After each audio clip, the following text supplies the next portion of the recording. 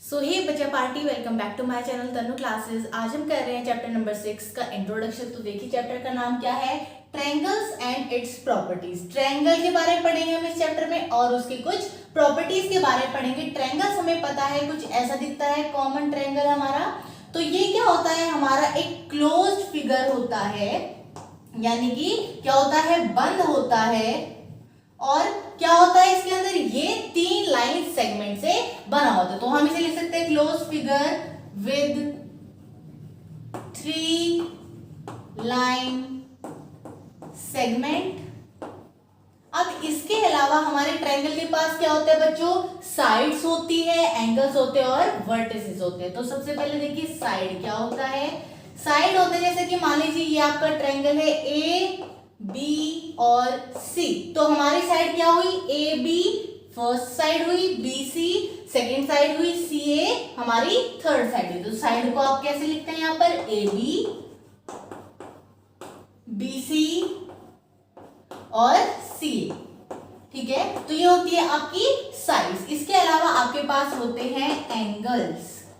तो एंगल्स क्या होते हैं बच्चों, आपके जो ये कोने होते हैं वो होते हैं एंगल्स। इनको आप कैसे लिखते हैं, अगर आपको एंगल बी के बारे में बात करनी है आप इसको एंगल बी भी लिख सकते हैं। इसके अलावा एक और तरीका है इसको लिखने का, एंगल ए बी सी, जिसमें आपका बीच वाला जो हमारा इंटीजर है, यानी कि जो ये नंबर है बी लिखा हुआ है, यही क्या होता है, हमारा एंगल होता है। इसके अलावा और भी कोई लिखना चाहते हैं तो एंगल ए को आप कैसे लिखेंगे, एंगल सी ए बी। तो हमारा ए जो है वो बीच में आएगा, ठीक है। तो ये थे आपके एंगल्स। इसके अलावा एक और होता है हमारा वर्टिसेस। वर्टिसेस को आप वर्टेक्स के नाम से भी जानते हैं। वर्टेक्स क्या होते हैं बच्चों, आपके सिर्फ कोने होते हैं, ठीक है। जो एक कोने होते हैं, यानी कि जहां पर 2 लाइन सेगमेंट मिला के इंटरसेक्ट होके एक कॉमन पॉइंट बनाती है, उसे हम क्या कहते हैं, वर्टेक्स कहते हैं। तो यहां पर वो क्या होगा, यहां पर ए बी और सी। तो ये हमारे इस ट्रायंगल के वर्टिसेस और वर्टेक्स हो सकते हैं। तो ये था आपका ट्रायंगल का एक शॉर्ट इंट्रोडक्शन। अब हम चलते हैं नेक्स्ट टॉपिक की तरफ।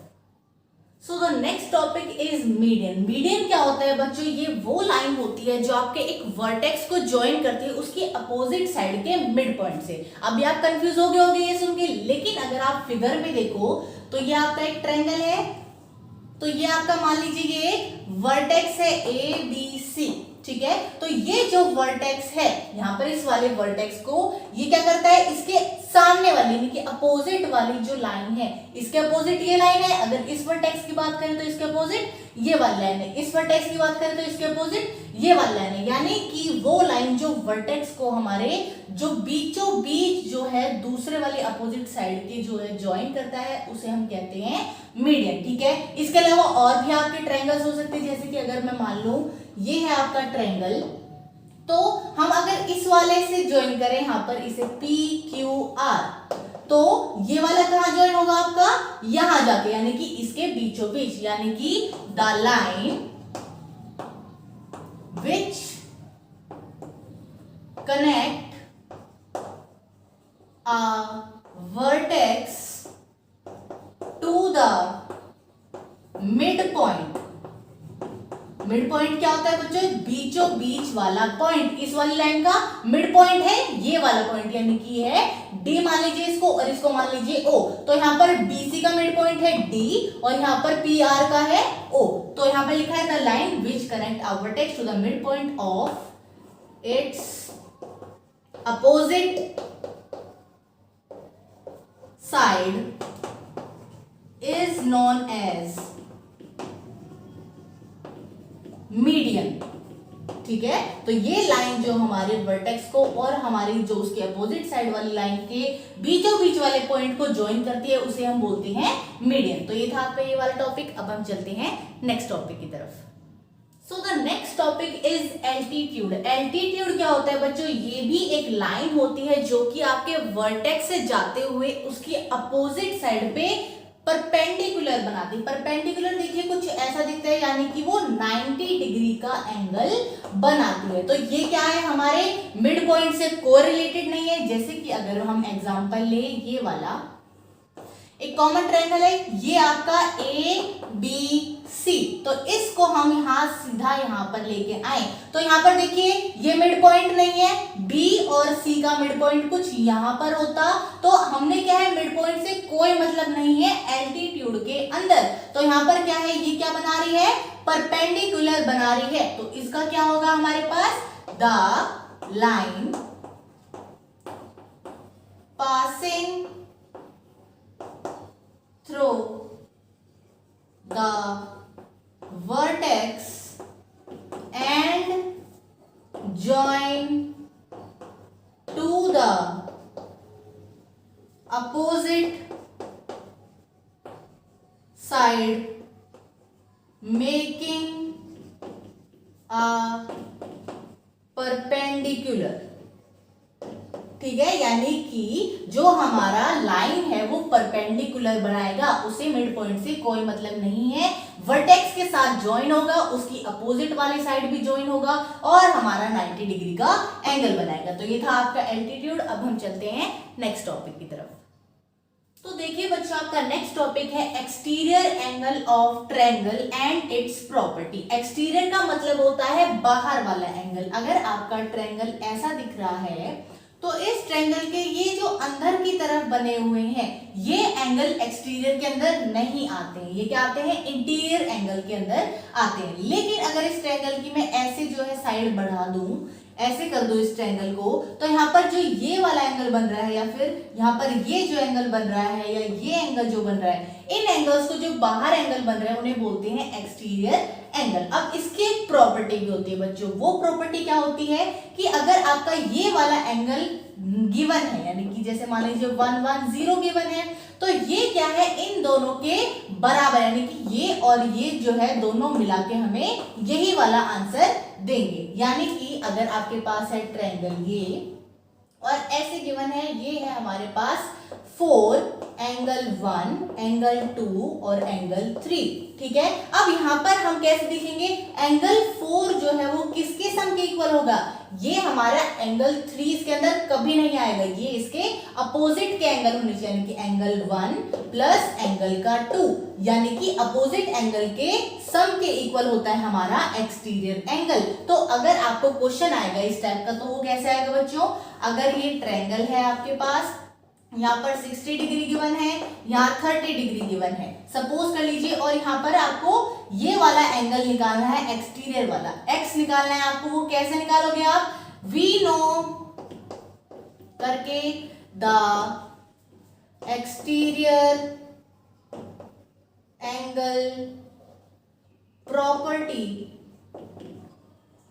इज कैसे होगी, angle x is equal to 60 plus 30 degree, यही होगा बच्चों। तो 60 प्लस 30 कितना आ जाएगा आपके पास, 90 डिग्री आ जाएगा। ठीक है, तो ऐसे आपको x निकालना है। इसका दूसरा तरीका भी हो सकता है, वो कैसे आएगा बच्चों, आपको क्या दे रखा होगा यहाँ पर, बाहर वाला एंगल, कैसे, जैसे कि मान लीजिए ये आपका 110 डिग्री है और ये आपका 70 डिग्री गिवन है और ये वाला x दे दिया। अब आप कैसे करोगे इसको, हमें पता है, फिर से यही वाली प्रॉपर्टी यूज करते हो आप कैसे करोगे इसको, 110 डिग्री इज इक्वल टू, इन दोनों का सम होता है हमें पता है, तो 70 डिग्री प्लस x हो गया, यहाँ पर प्लस है, यहाँ जाके माइनस हो जाएगा, 70 डिग्री यहाँ इज इक्वल टू x हो जाएगा। तो 110 से 70 है, 70 80 90 10 और 11, यानी कि हमारा क्या आया है, 40 डिग्री आंसर आ जाएगा। तो इसी तरीके से आपको क्वेश्चन सॉल्व करने हैं इसके। तो ये थे टॉपिक। अब हम चलते हैं नेक्स्ट टॉपिक की तरफ।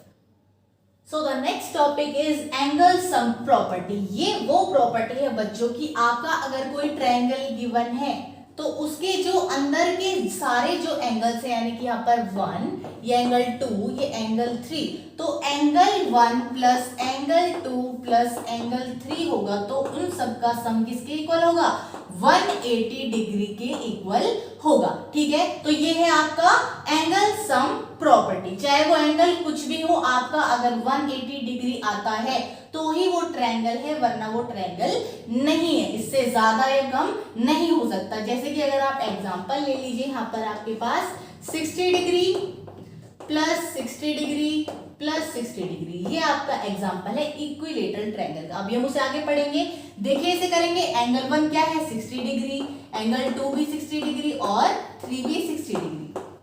6 + 6 12, 12 + 6 18, तो 180 डिग्री आ रहा है, यानी कि दिस इज अ ट्रायंगल। ठीक है, ऐसे ही आपको और भी कुछ एंगल्स दे दिए जाएंगे, या फिर आपको ये दोनों दे दिए जाएंगे, आपको ये वाला सर्च करना है। जैसे कि अगर आपको ये 70 गिवन है, ये 60 गिवन है, आपको ये वाला x दे दिया जाएगा, इसको आपको फाइंड करना है। तो इसको आप कैसे करेंगे, एंगल सम की प्रॉपर्टी से करेंगे। कैसे, यहाँ पर एंगल 1 हमारा 70 डिग्री है, दूसरा एंगल हमारा 60 डिग्री है, और तीसरा हमारा x गिवन है। हमें पता है इन सब का सम क्या आता है, 180 डिग्री आता है। तो यहाँ पर देखिए 7 8 9 10 11 12 13, 130 degree plus x is equal to 180 degree. अब x के साथ यहाँ प्लस है, यहाँ जाके माइनस हो जाएगा, -130 डिग्री। तो यहाँ पर 0 से 0 गया तो 0, 8 से 3 गया तो 3, 4 5 6 7 8 5, 1 से 1 गया तो 0, यानी कि x क्या निकल के आया है आपके पास, 50 डिग्री निकल के आया है। तो ऐसे आपके सम्स आएंगे एंगल सम प्रॉपर्टी के। तो ये था ये टॉपिक। अब हम चलते हैं नेक्स्ट टॉपिक की तरफ। सो नेक्स्ट टॉपिक है आपका types of triangles. Types of triangle में आपके दो ट्रायंगल बताए गए हैं। यहाँ पर पहले वाला है equilateral triangle.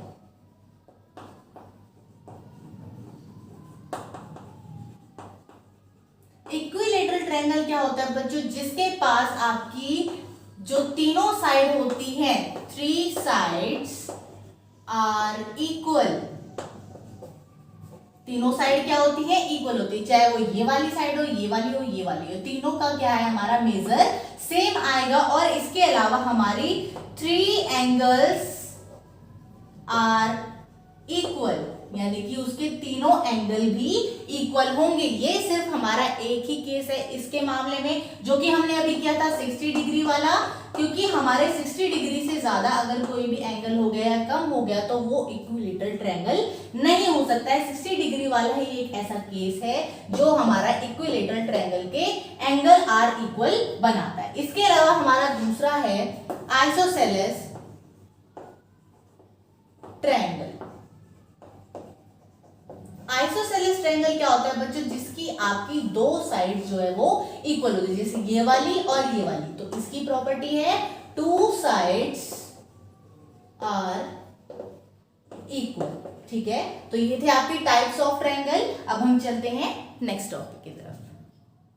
So the next topic is triangle properties. Triangle की प्रॉपर्टी है बच्चों की, अगर आपका जो ट्रायंगल है उसकी दो साइड को आप सम करोगे तो तीसरी वाली साइड से वो हमेशा बढ़ाएगा, यानी कि 2 side some is always greater than the third side. ठीक है, यानी कि हमारी जो दो साइड का सम है वो तीसरी साइड से बड़ा आएगा। जैसे कि अगर हम एग्जांपल लेते हैं, ये 5, ये 6 और ये 7, तो 5 और 6 को हम प्लस करें तो देखिए क्या वो 7 से बड़ा आता है, कम आता है। तो 5 + 6 6, 7 8 9 10 11 क्या ये हमारे 7 से बड़ा है? यस, हमारा ये 7 से बड़ा है। यानी कि यहाँ पर प्रूफ होता है कि हमारे दो साइड का सम हमेशा तीसरी वाली साइड से बड़ा होता है। तो ये थी आपकी ट्रायंगल की प्रॉपर्टी। अब हम चलते हैं नेक्स्ट टॉपिक की तरफ। So the next topic is right angle triangle and Pythagoras theorem। right angle triangle क्या होता है बच्चों, किसी भी ट्रायंगल में एक वर्टेक्स भी अगर आपका 90 डिग्री बनाता है तो वहां पर क्या है, राइट एंगल ट्रायंगल हो जाता है। जैसे कि आपका ये ट्रायंगल जो है वो 90 डिग्री यहाँ पर इस वाली साइड बना रहा है, तो ये क्या है, राइट एंगल ट्रायंगल। ये किसी और वे में भी हो सकता है, जैसे कि अगर मैं ऐसे बनाऊं तो यहाँ पर इस साइड बन रहा है। तो बहुत सारे टाइप के होते हैं राइट एंगल ट्रायंगल, किसी और शेप में भी हो सकते हैं, जरूरी नहीं है वो ऐसे ही बनाए। अब देखिए यहाँ पर पाइथागोरस थ्योरम का क्या मतलब। पाइथागोरस थ्योरम जो होती है वो सिर्फ राइट एंगल ट्रायंगल में ही काम करती है। देखिए जो हमारी सबसे बड़ी वाली साइड होती है ट्रायंगल की, यानी कि जो हमारा 90 डिग्री उसके अपोजिट जो लाइन बन रही है ये वाली साइड, इसे हम बोलते हैं हाइपोटेनियस। क्या बोलते हैं? हाइपोटेनियस। ठीक है, अब ये जो हाइपोटेनियस होती है इसका फॉर्मूला है ये, यानी कि h का स्क्वायर इज इक्वल टू, अब जो हमारा ये वाली साइड है, जो ये हमारी लंबी वाली साइड जो यानी कि 90 डिग्री के साथ जुड़ी हुई है, इस वाली को बोलते हैं हम परपेंडिकुलर। तो इज इक्वल टू परपेंडिकुलर का स्क्वायर प्लस, और जो नीचे वाली होती है कि परपेंडिकुलर को P से हम डिनोट करते हैं, प्लस, और जो ये नीचे वाला होता है इसे हम बोलते हैं बेस। क्या बोलते हैं? बेस।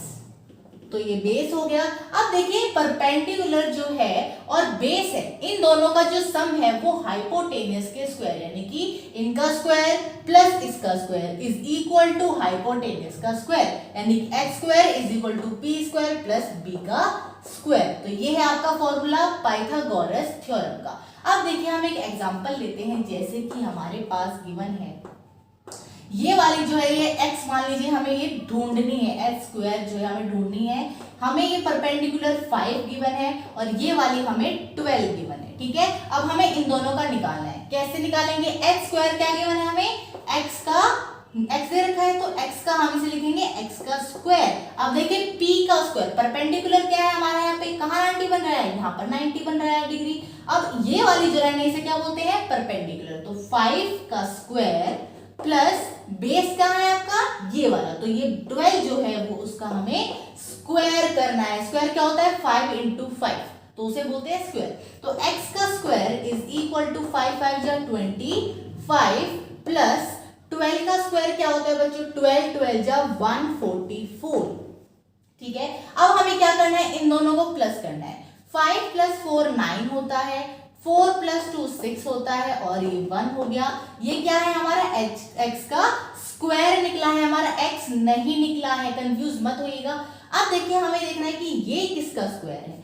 169। अगर हम 13 इंटू में 13 करें तो 3 3 जा 9, 3 1 जा 3 इंटू में 3 1 1 जा 1, यहाँ पर 9 6 1, ये किसका स्क्वायर निकल के आ रहा है? 13 का स्क्वायर निकल के आ रहा है, यानी कि x का स्क्वायर इज इक्वल टू 13 का स्क्वायर हम इसे लिख सकते हैं। अब इसका हमने स्क्वायर बना दिया। अब देखिए स्क्वायर से स्क्वायर कैंसिल हो गया, हमारा आंसर क्या आया है? x इज इक्वल टू 13 निकल के आ गया, यानी कि हमने हाइपोटेनियस निकाल लिया है हमारे पाइथागोरस थ्योरम की मदद से। तो ये था आपका लास्ट टॉपिक इस चैप्टर का। होप आपको समझ में आ गया होगा।